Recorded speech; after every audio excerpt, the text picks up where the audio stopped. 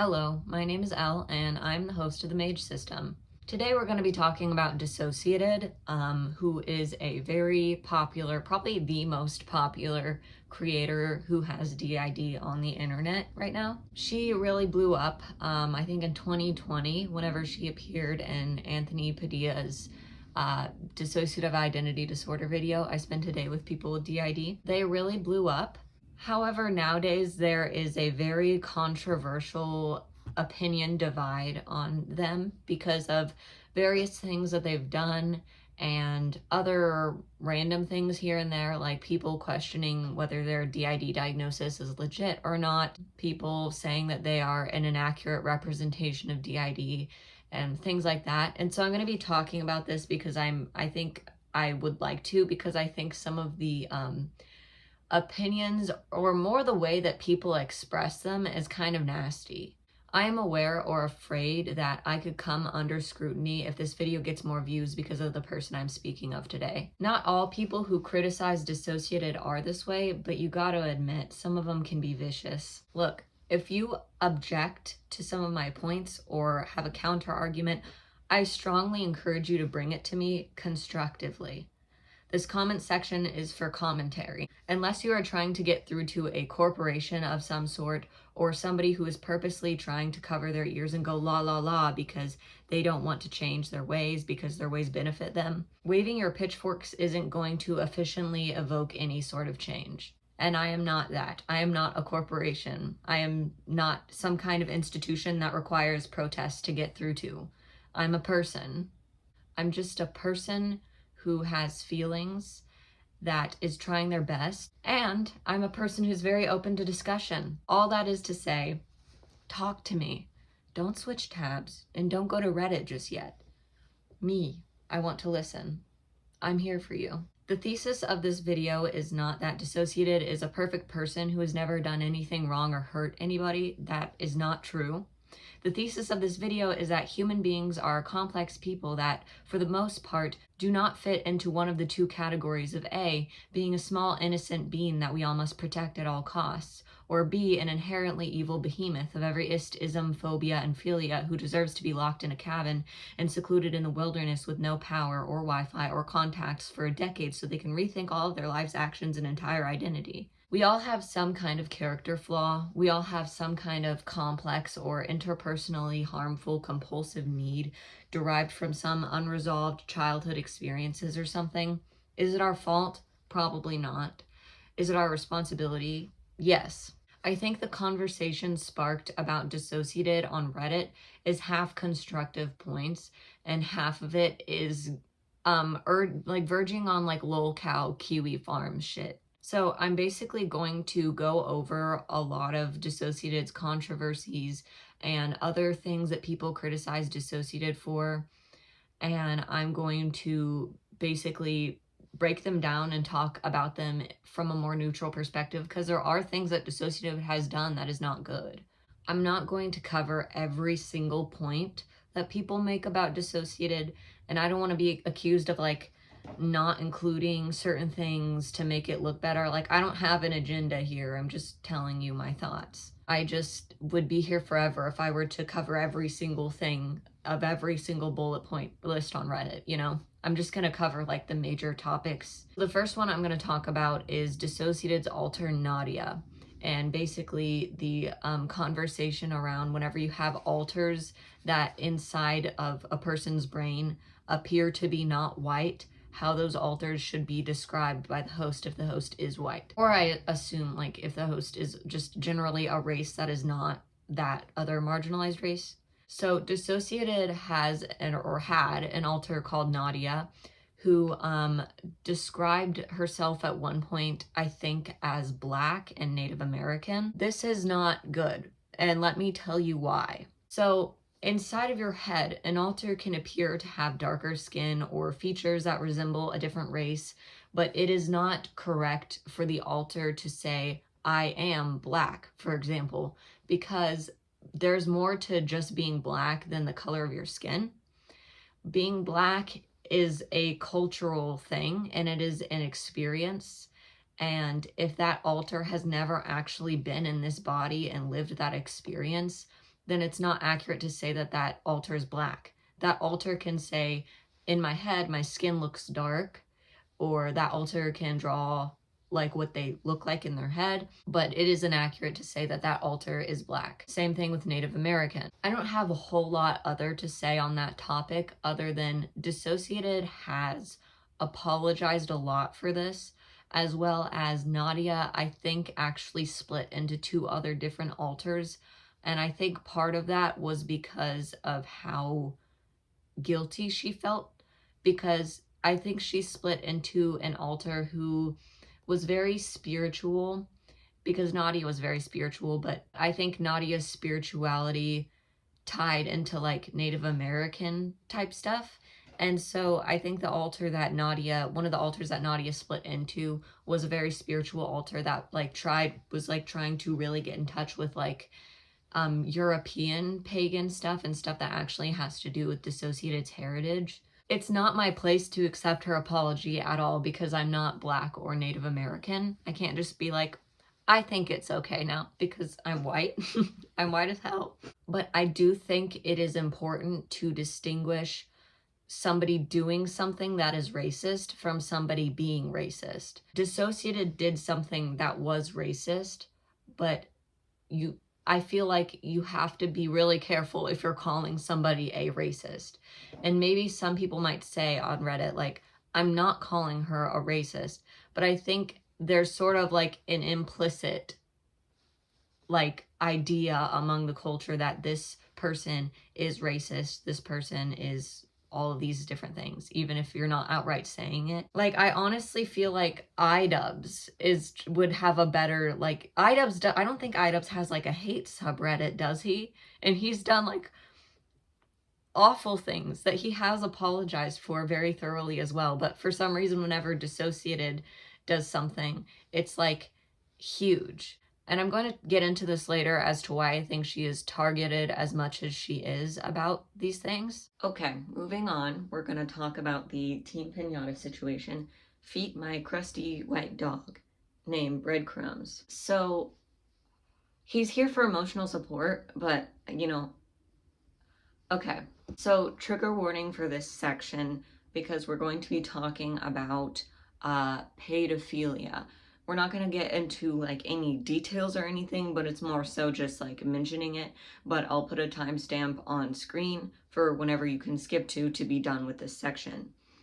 So to summarize what happened, Dissociated was dating a system called Team Pinata. More specifically, the alter Nin at the time, who was the host, was dating the host Nan. What happened was that these drawings were surfaced from an old account that Nan had, where they had drawn photos of characters that were minors, like cartoon characters and stuff like that were minors, and they were drawn in sexual manners or like positions or something like that. I don't know. I never sought them out for obvious reasons. Essentially, he drew child CP. As soon as Dissociated found out the gravity of the drawings that they had drawn, they broke up with Team Pinata. And they also released a pretty emotional statement on Instagram talking about how they do not support his actions and how they, I think, have just severed their relationship with them. After that, a lot of people were just speculating and sharing rumors that Dissociated did actually know about the drawings and that they still supported Team Pinata or whatever. Then Dissociated left YouTube for a while, and then they came back and they addressed a lot of these things that we're talking about in this video. And they said that while they do not support the drawings at all, and they're obviously very icky, they do not think that Nan was attracted to children. And they also said that sometimes whenever you've experienced, being sexualized as a minor or things like that, you often do not realize that certain things are really inappropriate, and you often process it by doing things like that. Honestly, I feel like that's a pretty accurate explanation. Like, I've seen that happen, where whenever you're put in situations like that as a child, you don't really realize how weird that is, and it can often be a problem. It doesn't make it okay. I think it's more of an explanation than an excuse, but I think people were interpreting Dissociated's speculated explanation as them making up an excuse for Team Pinata's behavior, when that's not really how I interpret what they said. So basically, I think that thing that Dissociated said was taken and used as Dissociated is defending Team Pinata's behavior. When in reality, I think that's just sort of a misinterpretation of what Dissociated actually said. All they really said was, while these drawings are gross and like pedophilic drawings, I do not think Nan is an actually attracted to children, right? And they gave an idea as to why Nan likely drew the drawings. I don't really know how old Nan was whenever they drew the drawings.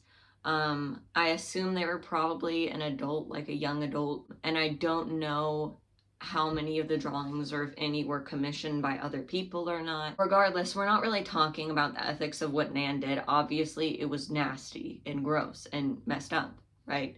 We're more talking about the way people are responding to Dissociated in this situation. And from what I've seen, I feel like Dissociated responded pretty appropriately.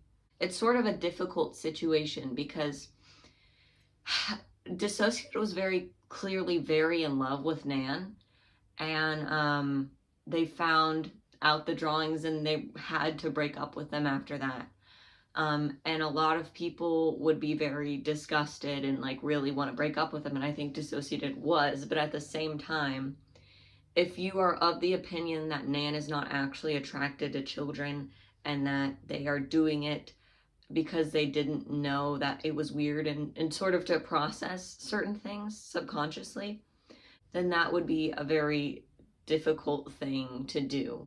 There's a few other things that Dissociated has done that I could talk about, that people have said things about, but honestly, they're just so ridiculous, the things that people have interpreted some of the things that they've done as, to where it's like, I don't even feel like explaining that.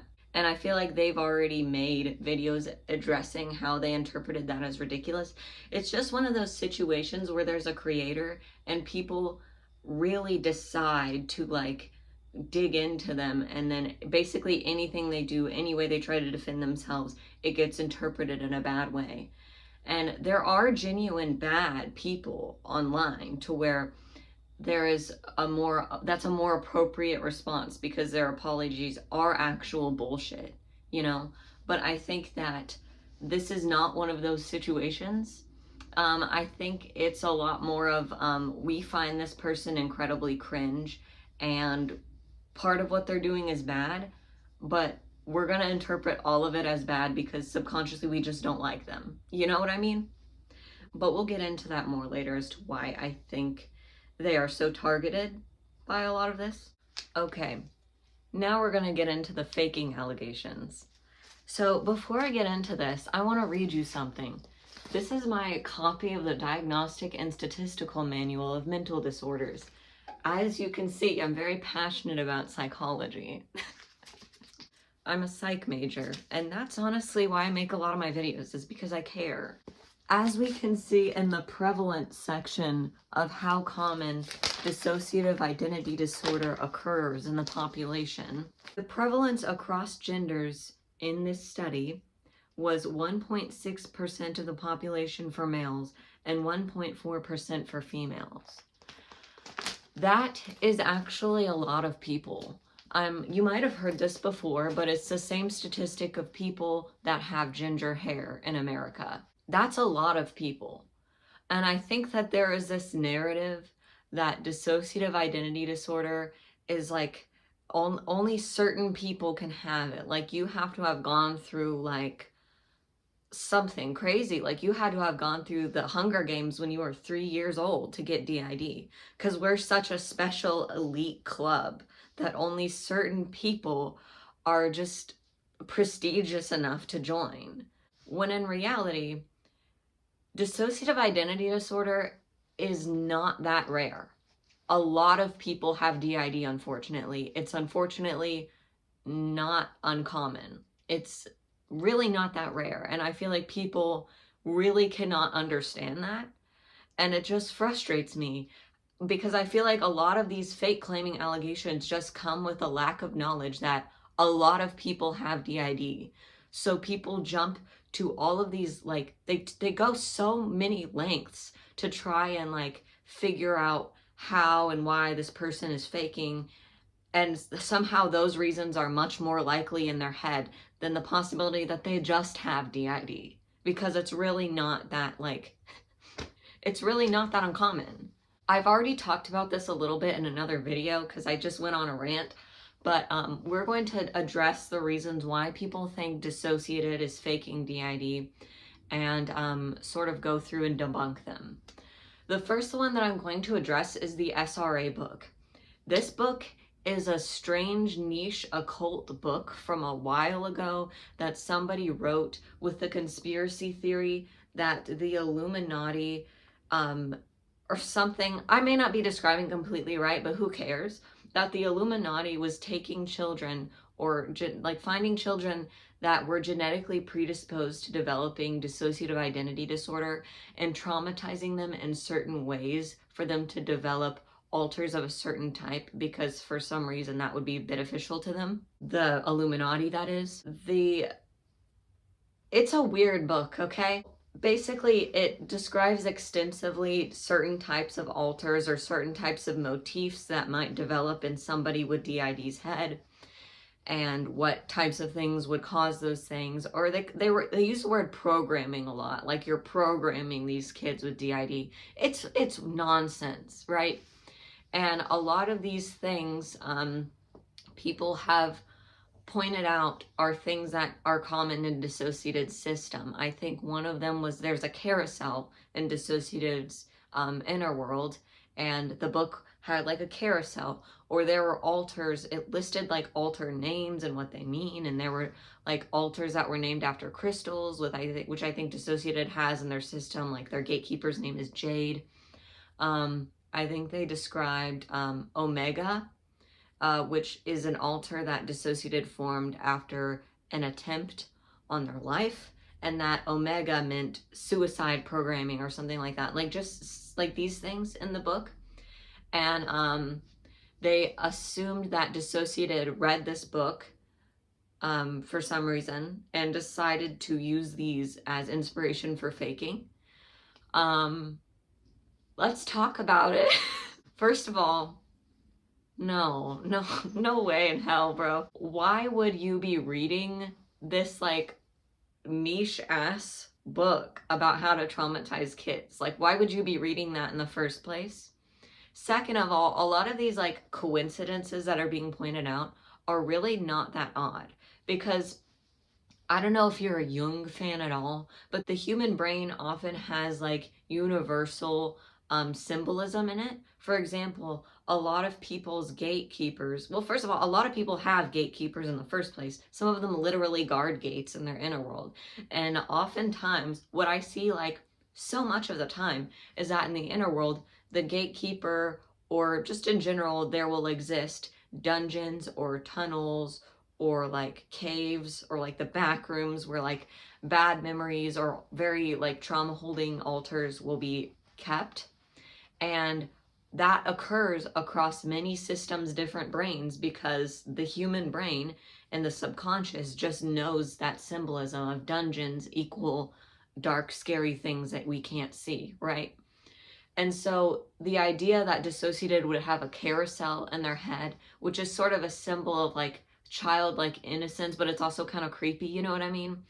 It's really not that odd, you know?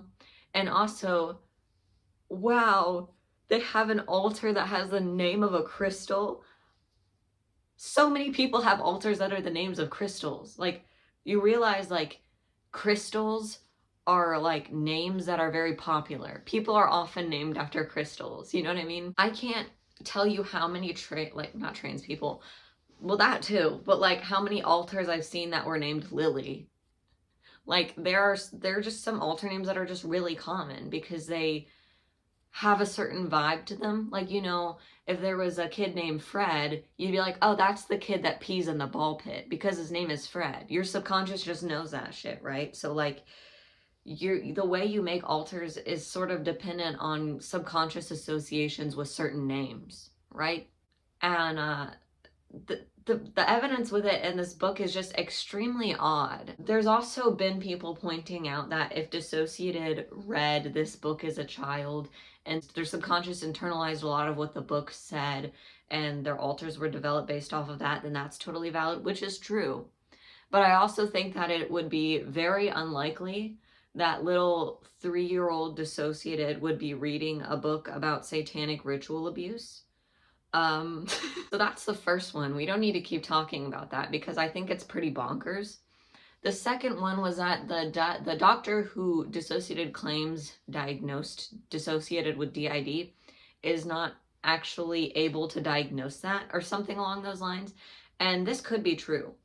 But also I think that it is still a professional agreeing that you have DID, whether they put it on a piece of paper or not.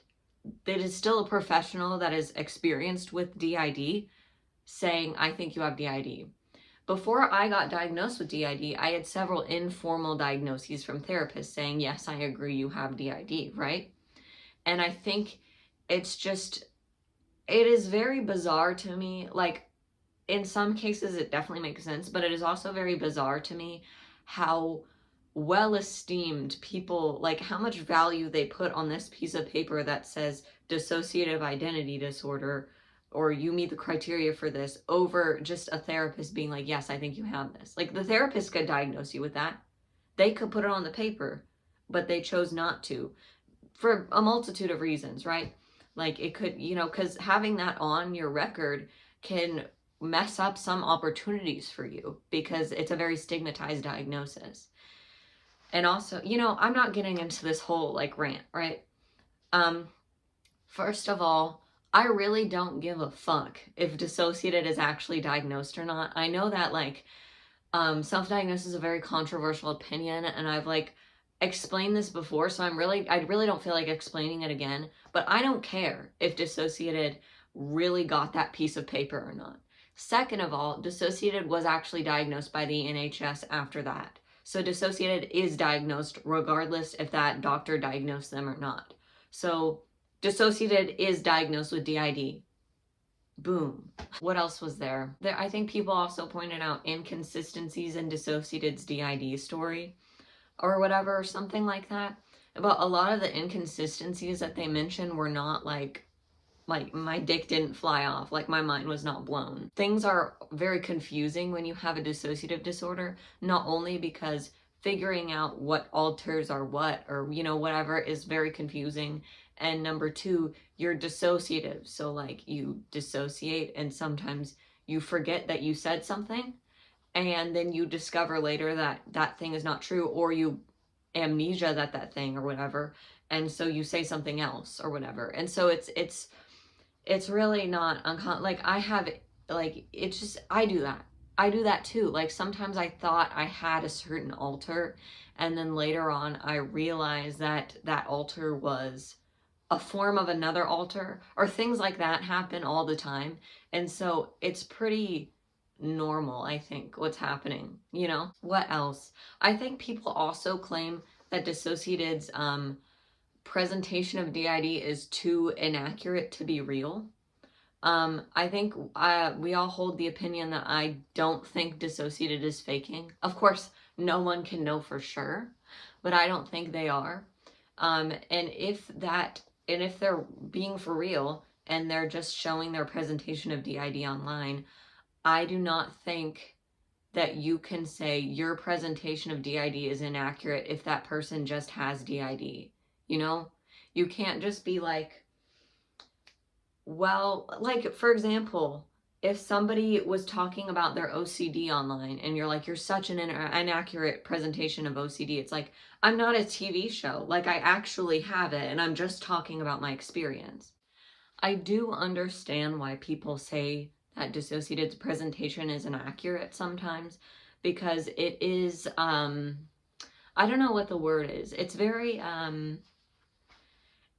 I guess the word is dramatic, and I think people see that it's more of a dramatic presentation and they take that to mean, okay, so this is literally like a drama, this is literally a TV show, and whenever maybe they just have a dramatic presentation, you know?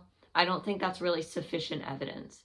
But I think a lot of people really take offense to it, especially people who have DID, because they think, well, my DID doesn't look like this, you're making us all look bad, or something like that, or you're making people think, or whatever. And it really reminds me, come to think of it, it really reminds me of like that trans medicalist argument, where trans people who are real transsexuals or whatever make fun of non-binary people, or say, you're making us trans people look bad because of your presentation of being trans. And there are several cases of stuff like that. I feel like it's just wrong to take somebody who struggles with something that you struggle with and saying that they do it too dramatically, you know? Also, I made this video a little bit ago about you can have DID and be attention seeking at the same time. And in fact, you know, is probably not even that crazy to have DID and be attention seeking, because things like being attention seeking or having a victim complex are things that are probably caused by childhood trauma. And do you know what people who have DID have a lot of? That. So I do see like victim complexy traits within Dissociated, or things like that they do. And I do think that they talk about certain things a lot. And I do think that sometimes they show things that other systems wouldn't show. But I think that that's not necessarily evidence that they're faking, but more evidence that they feel like they should do that. And the question more that should be asked is, why do they feel like they should do that? I think I mentioned this in the other video, but I'll mention it again. They had like a sponsorship for a VPN, right? And they opened up the sponsorship with, we've had a lot of trauma with our privacy being invaded and being stalked recently. This is why we're sponsoring blank VPN. I was just like, well, did you have to mention that before your VPN sponsorship? Like, I get it, it happened to you, it's very rough, and you have every right to talk about it. And honestly, I don't really care that much, but I just thought it was funny that they introduced their sponsorship like that. And so, do I think that they're faking anything that they're saying? No. Do I think that they sometimes feel pressured to show themselves as helpless? Yes.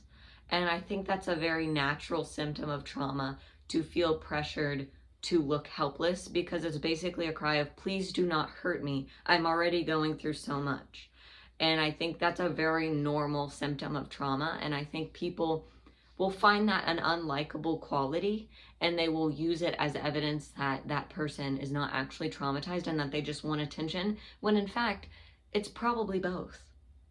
You can have both at the same time. I really made a whole video about this, which you can watch if you want to. A lot of the inaccurate presentation stuff ranges from something that I find pretty reasonable, as to, why are you showing these specific things on camera so much? You're clearly trying to appease some people.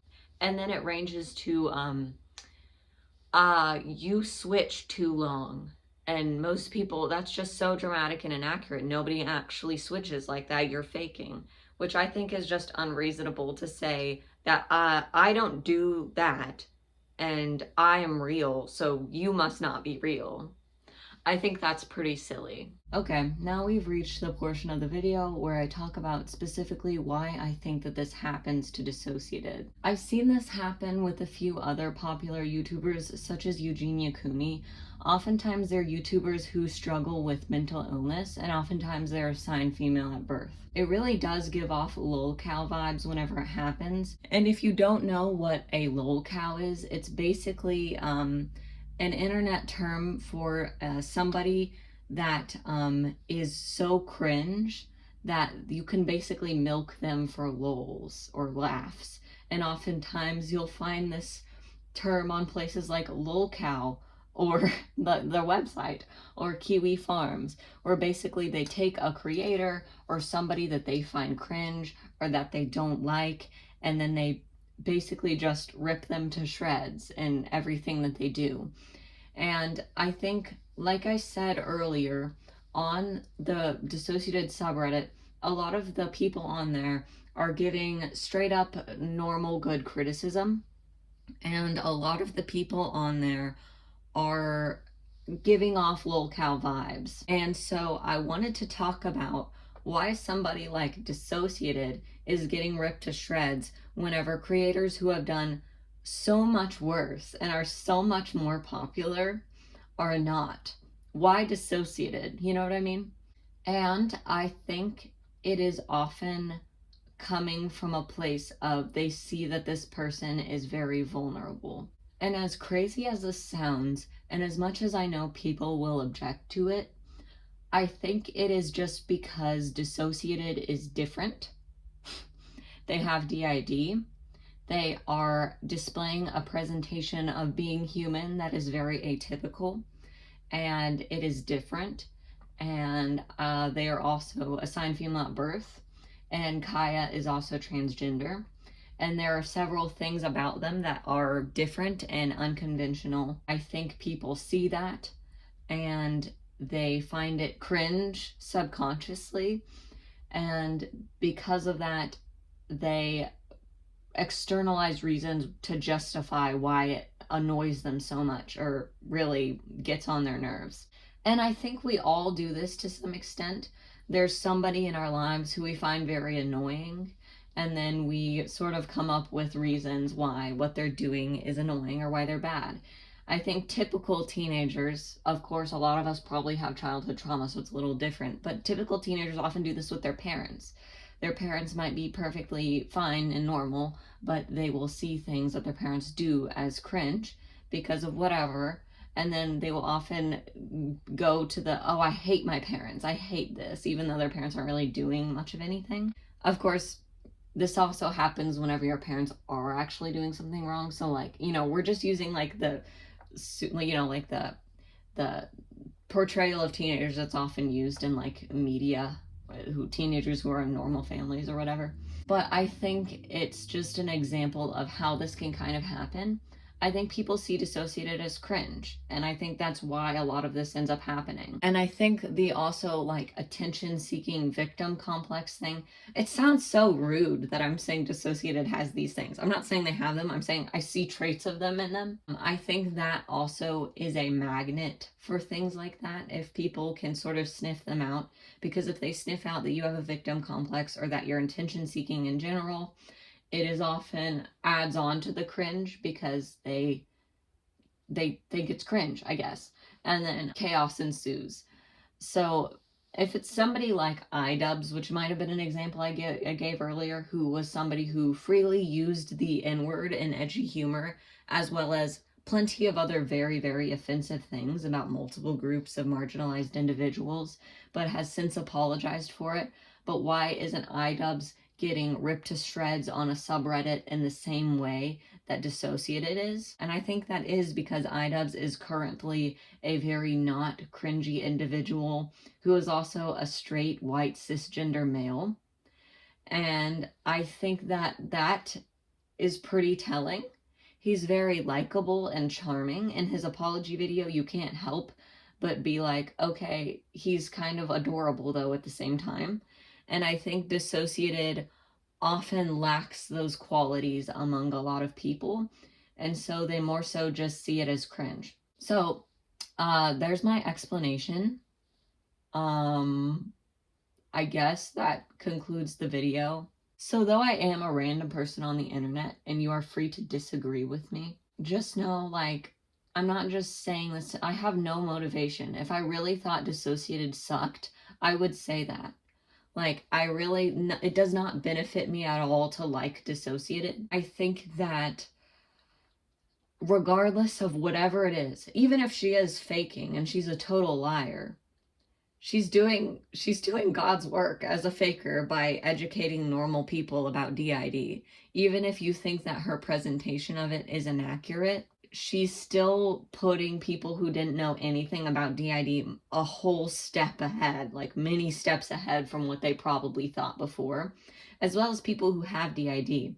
They have made some very educational videos, not necessarily even involving their own system, but just talking about things like system responsibility and about, you know, what to do if you have a loved one who has DID, and about system communication and things that are generally like really helpful.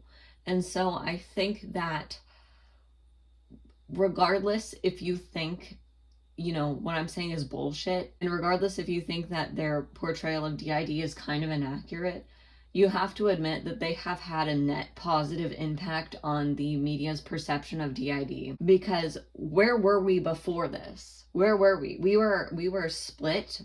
M. Night Shyamalan Split. We were, you hear somebody has schizophrenia and you ask them how many personalities they have. We were calling it split personality disorder. We were out here thinking that like nobody had it. We were out here thinking it wasn't real. So I think it's generally been like a pretty good impact. So I don't know. I guess I'm done here, but thank you for watching my channel. If you like the video, please subscribe. I think I keep it pretty real, I guess. So, and maybe you'll get to see Breadcrumbs again. I have him wrapped in my sweater. See, he's got crust on his face, but I can't get it off because if I use those wipes or whatever, it messes up his pH balance and then he could get a UTI. So basically I just have to trim his face every so often, but he remains crusty. He really likes being held.